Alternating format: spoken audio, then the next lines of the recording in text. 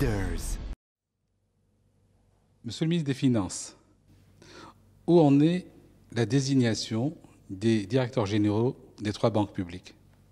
Le processus suit son cours. Il est très bien avancé.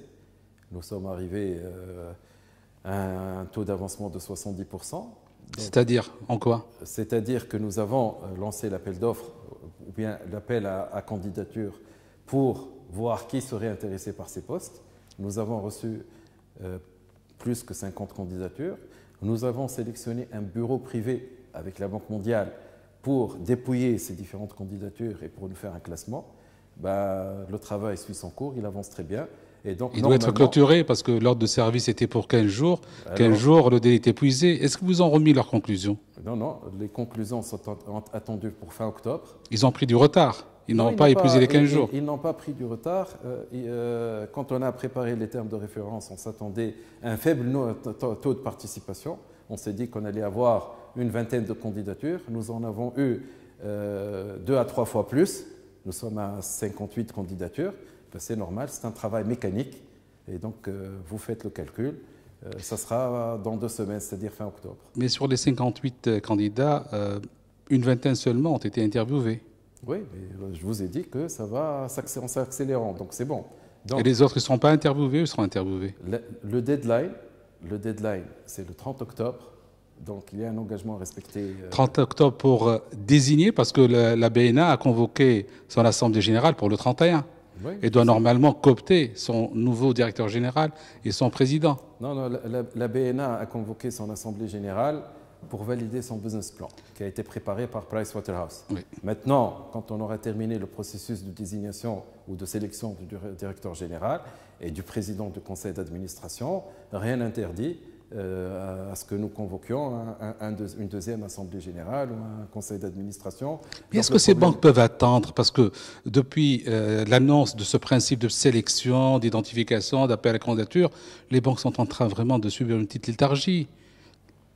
Léthargie, non. La BH a c'est l'exception, la BH. Non, la BH a enregistré quand même un bénéfice de 30 millions de dinars au cours du premier semestre. C'est l'exception, oui. Et donc, c'est très bien. La STB est en train d'avancer, il n'y a pas de souci.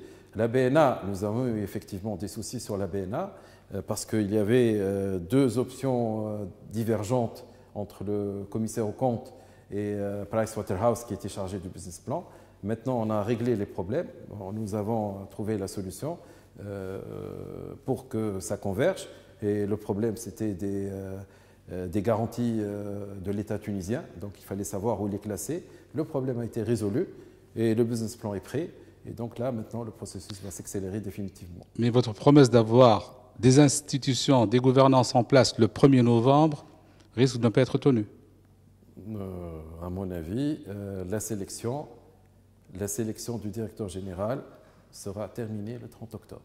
Qui va, en ultime décision, choisir ces directeurs généraux? Ce qu'on a demandé au bureau qui est chargé de voir les CV, c'est de nous donner un classement. Par la suite, sur la base de ce classement, on va regarder les 3 premiers. Et sur la base de ces 3 premiers, on va sélectionner ceux qui seront les plus aptes à porter le nouveau business plan. Et bien entendu, nous allons soumettre ces différentes propositions au conseil d'administration. Et le conseil d'administration est souverain pour choisir. Les banques vont choisir, ou vous allez décider, vous, en tant que premier responsable des représentants d'État au conseil d'administration, avec le chef du gouvernement? Jusqu'à maintenant, nous avons réussi à travailler la main dans la main, parce que les banques vont regarder le conseil d'administration. Il y a une partie du public, donc c'est le ministre des Finances et le chef du gouvernement et le gouverneur de la Banque centrale, c'est eux les décideurs. Et puis, il y a le privé.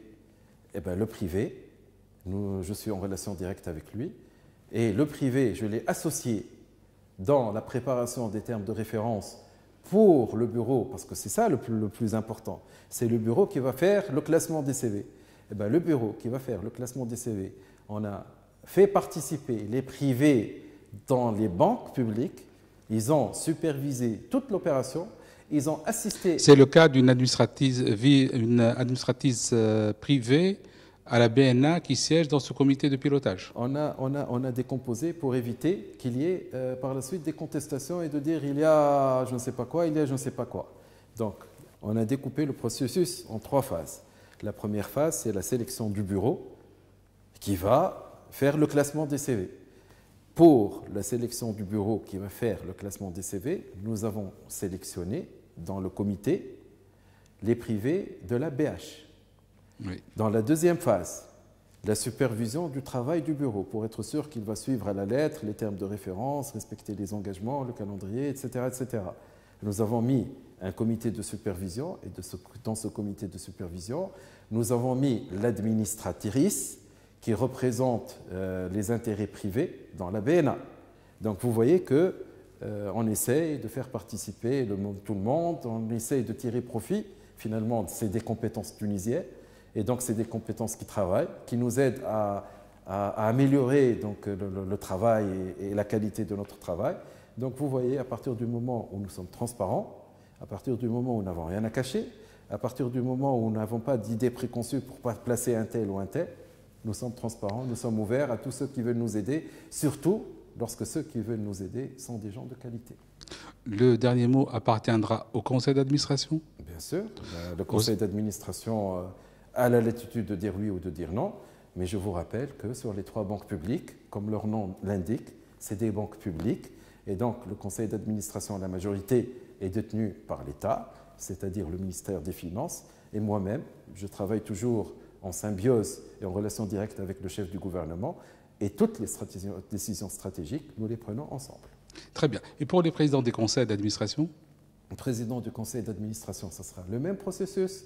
Nous allons voir les administrateurs qui sont déjà en place, et on va essayer, parmi ces administrateurs, de choisir le président qui sera, à notre sens, le plus apte à porter le business plan de la banque en question. À ce rythme-là, avant la fin de l'année, tout le monde sera en place.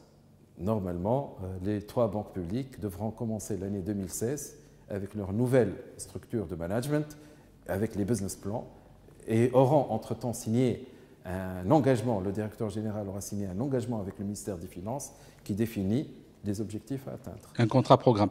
Vous allez améliorer leur salaire? Bien sûr, les salaires... Ils seront de combien? Ils vont être alignés sur ceux du secteur privé. Et là, c'est une première en Tunisie. C'est-à-dire, là, ils sont à 5 250 dinars. Ils passeront en combien? Minimum 4 fois plus. Minimum, si ce n'est pas plus. On a mis des commissions au niveau des conseils d'administration qui sont en train d'étudier les salaires dans le secteur privé. Et on va prendre la moyenne de tous ces salaires et on va mettre le salaire du directeur général de la banque publique exactement au même niveau que cette moyenne, avec 2 parties, une partie fixe et une partie variable. Et cette partie variable sera fonction de sa capacité à réaliser les objectifs du business plan. Donc en matière de gestion publique, ça c'est une révolution. Vous l'avez bien caché, sinon il y aurait eu beaucoup d'autres candidats. Non, ça a toujours été public. Et à mon avis, tous ceux qui étaient intéressés ont eu le temps de participer et de soumettre leur candidature.